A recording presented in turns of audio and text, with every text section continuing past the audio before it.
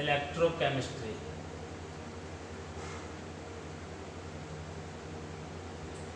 Chapter 3 electrochemistry.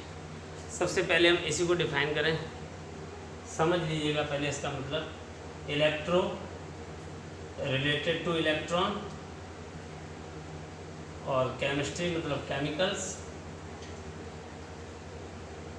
तो यहाँ पर केमिकल्स की स्टडी करेंगे रिलेटेड टू इलेक्ट्रॉन। अब इलेक्ट्रॉन से रिलेटेड केमिकल्स कुछ समझ में नहीं आ रहा है, इसका मतलब क्या हुआ?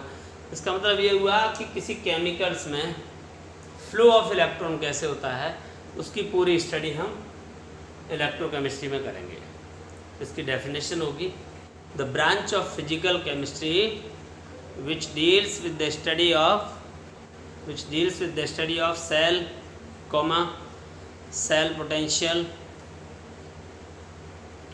cell potential and energy transformation in between different type of cell। किसकी स्टडी करनी है? Cell potential and energy transformation between different type of cell. यहाँ पे वर्ड आ गया सेल। सेल क्या है? तो cell is the device,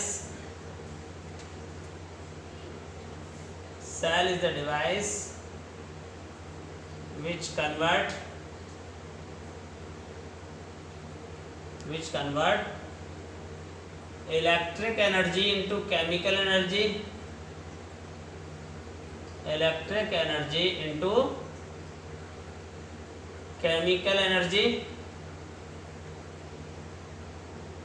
and vice versa। इसका मतलब क्या हुआ कि सेल वो डिवाइस है जो इलेक्ट्रिक एनर्जी को केमिकल में एंड केमिकल एनर्जी को इलेक्ट्रिक एनर्जी में कन्वर्ट करता है। तो cell is the device which use to convert electric energy into chemical energy and chemical energy into electric energy.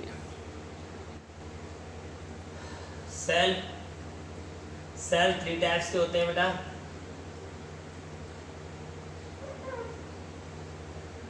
Electrolytic cell, दूसरा होगा इलेक्ट्रोकेमिकल सेल और तीसरा होता है fuel cell. Electrolytic cell, electrochemical cell and fuel cell.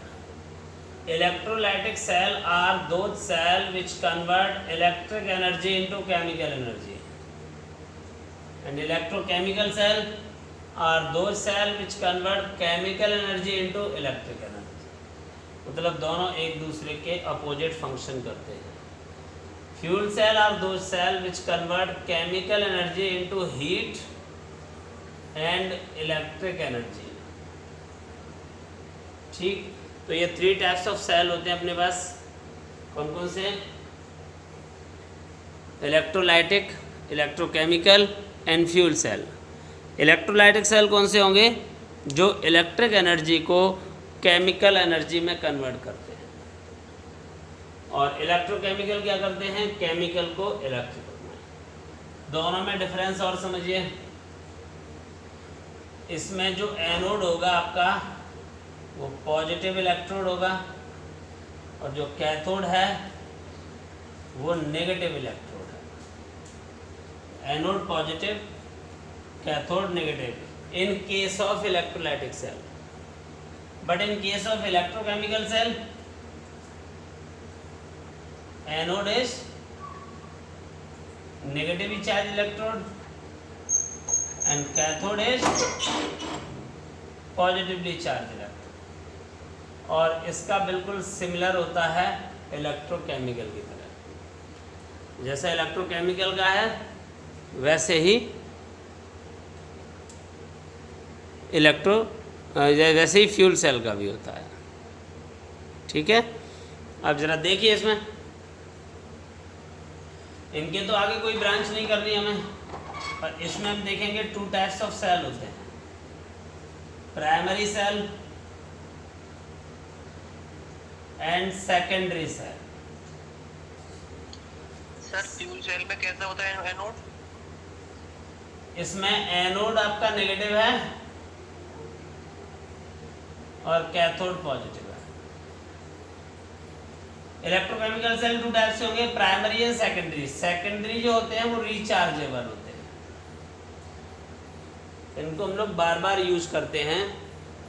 और जो primary होते हैं ये नॉन रिचार्जेबल सेल होते हैं, तो ये यूज एंड थ्रो वाले हैं और ये बार बार यूज होने वाले हैं। एग्जाम्पल के लिए देख लें इसके, प्राइमरी सेल में आता है आपका लेक्लांसी सेल। लेक्लांसी सेल ड्राई सेल को बोलते हैं, सब लोग जानते होंगे ड्राई सेल को, तो जो उंगली जैसा सेल आता है, घड़ी वगैरह में यूज़ करते हैं, रिमोट में यूज़ करते हैं, ये आपका लेक्लांसी सेल होता है। दूसरा है गैल्वेनिक सेल। गैल्वेनिक सेल को डैनियल वोल्टा ने बनाया था, इसलिए इसको डैनियल सेल या वोल्टेक सेल भी कह देते हैं। ठीक। तीसरा सेल होगा मरकरी सेल। मरकरी सेल को बटन सेल कहते हैं। ये जो लेजर लाइट होती है, रिस्ट वॉच होती है, गाड़ियों के जो रिमोट होते हैं उसके, उन सब में यूज होने वाले आपके मरकरी सेल होते हैं, बटन सेल। ये सारे यूज एंड थ्रो वाले हैं, इनको यूज करो और फेंक दो, आप रिचार्ज नहीं कर सकते। सेकेंडरी सेल में आप देखिए 3 सेल बता देता हूँ मैं इसके। एक तो होती है nickel cadmium battery. Nickel cadmium battery, nickel cadmium battery का यूज किस में करते हैं? कैमरे वगैरह में करते हैं। आपने देखा होगा जो कैमरे में रिचार्जेबल सेल आते हैं, देखने में ड्राई सेल जैसे ही होते हैं, वो निकेल कैडमियम बैटरी। आजकल ऑटोमोबाइल्स में ड्राई बैटरी के नाम से आती है, वो आपकी निकेल कैडमियम बैटरी है। ठीक। Lead storage battery. Lead storage battery कौन सी है? जो ऑटोमोबाइल्स में यूज होती है, इन्वर्टर में यूज होती है। और lithium ion battery. Lithium ion battery आपकी मोबाइल में, पावर बैंक में, लैपटॉप में, इन सब में यूज होने वाली है। ठीक है, तो ये रिचार्जेबल है। ऐसा नहीं है कि आपने आज आईफोन ख़रीदा और कल उसे फेंक देंगे क्योंकि उसकी बैटरी। ठीक है, ये इस तरीके से आप ये सारे रिचार्जेबल बैटरी देखेंगे। एग्जाम में मोस्टली इनके यूजेज पूछे जाते हैं, पिछले 3 साल से लगातार इसके यूज पूछ रहे हैं। लेक्लांसी सेल ड्राई सेल होता है, टॉर्च और ट्रांजिस्टर। और किस में यूज होता है? रिमोट में। गैल्वेनिक सेल ये लेबोरेटरी में यूज होता है। फिजिक्स लैब में आप देखना कॉपर का कंटेनर सा मिलेगा, एक पोरस कंटेनर होता है, उसमें रॉड डाल देते हैं, वो बताएंगे इसका पूरा सिस्टम। मरकरी सेल ये लेजर लाइट और बच्चों के खिलौने होते हैं ना, छोटे छोटे मोबाइल टाइप के आते हैं, चल छैया छैया, चल छैया छैया गाने आते हैं बटन दबाने से। एक nickel cadmium battery rechargeable battery है जो कैमरे में यूज होती है और किस में होती है? ऑटोमोबाइल्स में। ठीक है, as a substituent of lead storage battery. Lead storage battery आपका किस में यूज होता है? ऑटोमोबाइल्स में और इन्वर्टर में। लिथियम आयन बैटरी मोबाइल में, लैपटॉप, पावर बैंक, इन सब में यूज होती है। ठीक है, तो आप एक काम करो, इस चार्ट को कॉपी करो फटाफट।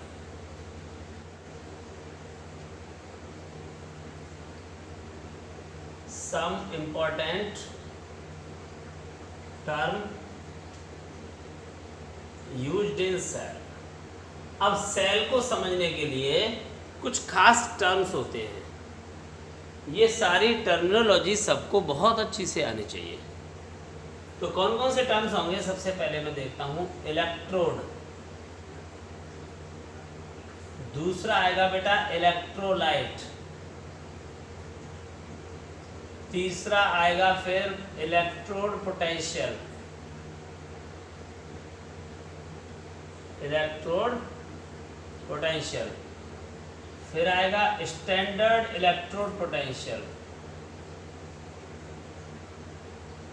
Standard electrode potential. फिर आएगा standard hydrogen electrode, standard hydrogen electrode. उसके बाद होगा मेजरमेंट ऑफ इलेक्ट्रोड पोटेंशियल। ये मान लीजिए पूरा चैप्टर एकदम हलवा हो जाएगा, एक एक चीज को आप सही से तैयार करते रहते हो। तो आप इन चीज़ों को पहले कॉपी करो, इन सारे नाम को, फिर मैं एक एक करके बताऊंगा और लिखाऊंगा आपको। अभी लिखने का काम नहीं है बेटा, कुछ देर समझने का है। कंटेनर लिया हमने एक, इस कंटेनर को जिसमें कि इलेक्ट्रोलाइसिस किया जाता है, इसे वोल्टामीटर कहते हैं। याद रखना, वोल्ट मीटर वो है जो पोटेंशियल डिफरेंस को मेजर करने का काम आता है, और वोल्टामीटर वो इंस्ट्रूमेंट नहीं है, वो कंटेनर है जिसमें हम इलेक्ट्रोलाइसिस करते हैं। क्या होना है, एक कंटेनर लेकर के इस कंटेनर में एक मेटेलिक रॉड डाल दी। सपोज करो मैंने यहां पर सॉल्यूशन फिल कर दिया जिंक, जिंक का सॉल्यूशन फिल कर दी, ZnSO4 का सॉल्यूशन फिल कर दिया, और यहाँ पर जो इलेक्ट्रोड लिया है वो जिंक मेटल का इलेक्ट्रोड है। तो जैसे ही जिंक मेटल को ZnSO4 के एक्वस सॉल्यूशन में डिप करेंगे तो इसके ऊपर कोई ना कोई चार्ज आ जाता है। कौन सा चार्ज आएगा, ये मेटल के ऊपर डिपेंड करता है कि मेटल कैसा है, मोर रिएक्टिव मेटल है या लेस रिएक्टिव मेटल। ठीक है, तो यहाँ पर मैं देख रहा हूँ कि जो Zn है वो Zn2+ बना लेगा और 2 इलेक्ट्रॉन रिलीज करेगा। तो जो Zn2+ बन गया वो तो सॉल्यूशन में चला गया, और जो इलेक्ट्रॉन है वो उस रॉड के ऊपर रह गया। अब इस Zn2+ की वजह से पूरा सॉल्यूशन कैसा हो जाएगा, पॉजिटिव, और इलेक्ट्रोड कैसा हो गया, नेगेटिव। ठीक है, इसी तरह से अगर हम दूसरा मेटल इलेक्ट्रोड ले लें, जैसे कॉपर लिया मैंने, कॉपर की रॉड इसमें डाल दी, तो कॉपर क्या करेगा, पॉजिटिव हो जाएगा, और सॉल्यूशन कैसा हो जाएगा, नेगेटिव हो जाएगा। CuSO4 का एक्वस सॉल्यूशन है इसमें, और ये कॉपर की रॉड है। तो ये मेटल के ऊपर डिपेंड करता है कि वो आपका पॉजिटिव होगा या नेगेटिव होगा, ये उस मेटल का अपना नेचर होता है। तो इसी के बेसिस पे डेफिनेशन बनती है इलेक्ट्रोड की कि when any metal dip in its electrolyte then it become either positive और negative, then it is called electrode. फिर से सुनेंगे, when any metal dip in its electrolyte then it become either positive or negative, then it is called electrode। ठीक है, अगर आपकी rod पर कोई चार्ज नहीं आता है तो वो इलेक्ट्रोड नहीं होगा। इलेक्ट्रोड कब होगा, जब आपने सॉल्यूशन में डिप किया, सॉल्यूशन में डिप करने के बाद अगर उस पर कोई ना कोई चार्ज आता है तो वह इलेक्ट्रोड होगा। सपोज करो मैं इस मार्कर को सोडियम क्लोराइड के सॉल्यूशन में डाल दूं, इसके ऊपर कोई चार्ज नहीं आएगा, इसलिए ये नॉन इलेक्ट्रोड होगा। तो जिसके ऊपर कोई चार्ज आएगा वो इलेक्ट्रोड, जिस पे चार्ज नहीं आएगा वो नॉन इलेक्ट्रोड। क्लियर है? इलेक्ट्रोड कब होगा, जब उसके ऊपर कोई ना कोई चार्ज हो। ठीक, इलेक्ट्रोलाइट जानते हो बेटा, इलेक्ट्रोलाइट क्या होता है, कोई डिफाइन करेगा? 11th में पढ़ा हुआ है। जब हम किसी सब्सटेंस को वो सॉल्वेंट में डालते हैं, अगर वो आयनाइज्ड होता है तो वो इलेक्ट्रोलाइट है, अगर वो आयनाइज नहीं होता है तो नॉन इलेक्ट्रोलाइट है। तो डेफिनेशन होगी कि when any substance dissolve in water then it dissociate into ions then it is called electrolyte. अगर वो डिसोसिएट नहीं होता है तो नॉन इलेक्ट्रोलाइट। तो इसका मतलब ये समझ लीजिए, कहीं भी अगर इलेक्ट्रोलाइट वर्ड आ गया तो हम ये समझेंगे कि वह डिसोसिएट हो रहा है। तो लिखिए there are two types of electrolyte, A strong electrolyte, B weak electrolyte. अब स्ट्रॉन्ग और वीक का मतलब क्या है? जो कंप्लीटली आयनाइज्ड हो जाते हैं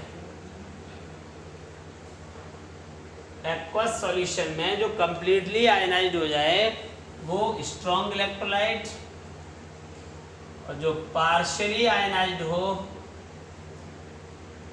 वो वीक इलेक्ट्रोलाइट। आप लोगों को स्ट्रॉन्ग और वीक इलेक्ट्रोलाइट की पहचान करना बहुत जरूरी है। ठीक है, तो बताते हैं, चलिए। Strong and weak. तो स्ट्रॉन्ग इलेक्ट्रोलाइट में क्या होगा? सबसे पहले स्ट्रॉन्ग एसिड। देखिए बेटा, स्ट्रॉन्ग एसिड वो होते हैं जिनकी पीएच वैल्यू 1 या 2 के अप्रॉक्स होती है और जो कम्प्लीटली आयनाइज्ड हो जाते हैं। तो वैसे कि खास स्पेसिफाइड तो नहीं कर सकते कि सर यही स्पेसिफाइड है, लेकिन लर्निंग प्रोसेस में हम ये कह सकते हैं कि H2SO4, HNO3, HCl और HClO4 ये हमारे पास स्ट्रॉन्ग एसिड होते हैं। ठीक है। स्ट्रॉन्ग बेस, स्ट्रॉन्ग बेस में आपके पास में NaOH, KOH और CaOH का होल ट्वाइस। स्ट्रॉन्ग सॉल्ट में आपके पास salt form by strong acid and strong base, strong acid and weak base, weak acid and strong base. ठीक है, स्ट्रॉन्ग एसिड और स्ट्रॉन्ग बेस। सपोज करो NaOH और H2SO4 से मिलके बन गया Na2SO4, NaOH और HCl से बन गया Na। देखिए, strong acid and weak base. Strong acid मैंने ले लिया HCl, वीक बेस हो गया NH4OH, NH4Cl। Strong acid and weak base. अच्छा, weak acid and strong base. Weak acid हो गया acetic acid, strong base NaOH, मिलके बन गया एसिड, सोडियम एसिटेट। तो ये समझ लीजिए कि अगर एक भी स्ट्रॉन्ग पार्ट है तो वो इलेक्ट्रोलाइट स्ट्रॉन्ग होगा। ठीक है। अब वीक के लिए देख लो, तो वीक एसिड,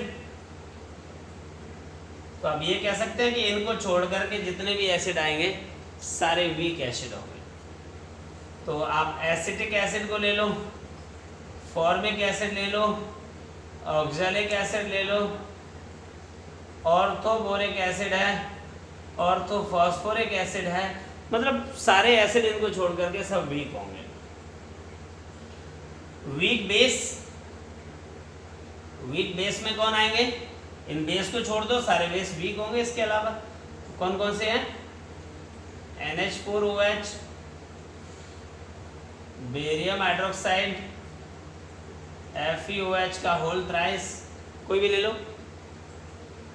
वीक सॉल्ट, हाँ, वीक सॉल्ट होने की केवल एक ही कंडीशन होती है कि वीक एसिड और वीक बेस से मिलके बना हुआ सॉल्ट ही वीक होगा। अगर उसमें एक पार्ट भी स्ट्रॉन्ग हो गया तो वह स्ट्रॉन्ग इलेक्ट्रोलाइट ही बोला जाएगा। ये समझो, ये हमारा पूरा क्लासिफिकेशन हो गया इलेक्ट्रोलाइट का। स्ट्रॉन्ग हो गया, वीक हो गया। अब पते की बात यह है कि पहचान क्या है। कि जनरली एक बार में देख करके आप कैसे पहचानोगे कि कौन स्ट्रांग है और कौन वीक है। तो आप ये समझो कि अगर आपको Cl SO4 NO3 NaKCl कहीं पर भी दिखे तो वो स्ट्रॉन्ग इलेक्ट्रोलाइट है, और इनके अलावा जो भी होंगे वो सब वीक इलेक्ट्रोलाइट होंगे। इलेक्ट्रोड पोटेंशियल, इलेक्ट्रोड पोटेंशियल क्या होता है? देखिए, आपने अभी थोड़ी देर पहले देखा था, इसमें हमने एक मेटल का इलेक्ट्रोड डिप किया, इसमें सॉल्यूशन फिल किया था। अगर मैं Zn और ZnSO4 के एग्जाम्पल को ही देख लूं तो हम देख रहे थे इसके ऊपर नेगेटिव और सॉल्यूशन में पॉजिटिव चार्ज था। याद है आपको? Zn2+ रिलीज होने की वजह से सॉल्यूशन पॉजिटिव था और इलेक्ट्रोड आपका नेगेटिव हो गया था। ठीक है, ऐसा कैसे हुआ? इलेक्ट्रॉन को लूज किया था इसने, Zn ने Zn2+ बनाया था, 2 इलेक्ट्रॉन रिलीज किए थे, 2+ सॉल्यूशन में चला गया, इलेक्ट्रोड इस पर रह गया। ठीक, अब सॉल्यूशन में तो आयंस अवेलेबल हैं, इलेक्ट्रोड पे इलेक्ट्रॉन्स अवेलेबल हैं। दोनों के मास में डिफरेंस होता है, मास में डिफरेंस होता है तो पोटेंशियल में भी डिफरेंस होता है। तो बन गई definition, difference in the potential of electrode and it's electrolyte. अब बहुत सारे बच्चों के दिमाग में ये समझ में नहीं आ रहा होगा कि ये पोटेंशियल कौन सी आफत आ गई, क्या होता है पोटेंशियल? तो पोटेंशियल फिजिक्स में पढ़ा होगा आपने कि work done to carry unit charge from one place to another place, या कह सकते हैं work done to carry unit charge from infinite to given place. तो गिवन पॉइंट तक किसी यूनिट चार्ज को लाने में जो वर्क करना होता है उसे कहते हैं पोटेंशियल। इलेक्ट्रॉन हल्के हैं जिसकी वजह से नेगेटिव चार्ज आया था, आयंस पॉजिटिव भारी होते हैं जिसकी वजह से ये पॉजिटिव है। इलेक्ट्रॉन से नेगेटिव, आयंस की वजह से पॉजिटिव, दोनों के पोटेंशियल में डिफरेंस हो जाएगा क्योंकि दोनों के मास में भी डिफरेंस होता है। तो इलेक्ट्रोड और उसके इलेक्ट्रोलाइट के पोटेंशियल में जो डिफरेंस होगा उसको हम लोग क्या बोलेंगे? उसको बोलेंगे इलेक्ट्रोड पोटेंशियल। इलेक्ट्रोड पोटेंशियल को कैपिटल ई से डिनोट करेंगे और इसका यूनिट हो जाएगा वोल्ट। ठीक, अब ये पोटेंशियल हमारे 2 टाइप्स के होंगे, एक तो होते हैं रिडक्शन पोटेंशियल और दूसरे होते हैं ऑक्सीडेशन पोटेंशियल। अब इनका मतलब क्या है कि जैसे आपके इलेक्ट्रोड पे हो क्या रहा है, कौन सा प्रोसेस हो रहा है, ऑक्सीडेशन हो रहा है या रिडक्शन हो रहा है, उसके बेसिस पे आप उसका नेम देंगे। जैसे यहाँ पर आपने देखा तो ऑक्सीडेशन हुआ, Zn ने 2 इलेक्ट्रॉन को लूज किया, losing of electron is called oxidation and gaining of electron is called reduction. यहाँ पर हुआ है ऑक्सीडेशन, तो यहाँ पे जो पोटेंशियल क्रिएट होगा उसको हम क्या बोलेंगे? Oxidation potential. ऐसे ही किसी इलेक्ट्रोड पे अगर रिडक्शन हो रहा है और वहाँ पर जो पोटेंशियल क्रिएट होगा उसको बोलेंगे रिडक्शन पोटेंशियल। Got it? ठीक है, it is denoted by capital E and its unit is volt. अच्छा, अगर आप इस पोटेंशियल को स्टैंडर्ड कंडीशन में मेजर करते हो, स्टैंडर्ड कंडीशन क्या हुई? टेम्परेचर होगा 273 केल्विन, प्रेशर होगा 1 बार और सॉल्यूशन की कंसंट्रेशन होगी 1 मोलर। सॉल्यूशन की कंसंट्रेशन होगी 1 मोलर, MOLAR। तो इस पोटेंशियल को बोलेंगे स्टैंडर्ड इलेक्ट्रोड पोटेंशियल। ठीक है बेटा। तो अब देखिए नई हेडिंग डालेंगे, standard electrode potential.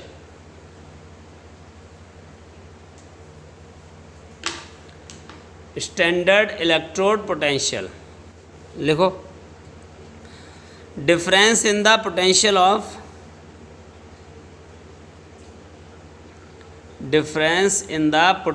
Of electrode and its 1 molar electrolyte. Difference in the potential of electrode and its 1 molar electrolyte at STP is known as standard electrode potential. It is denoted by E naught. Its unit is also a volt. Thank you.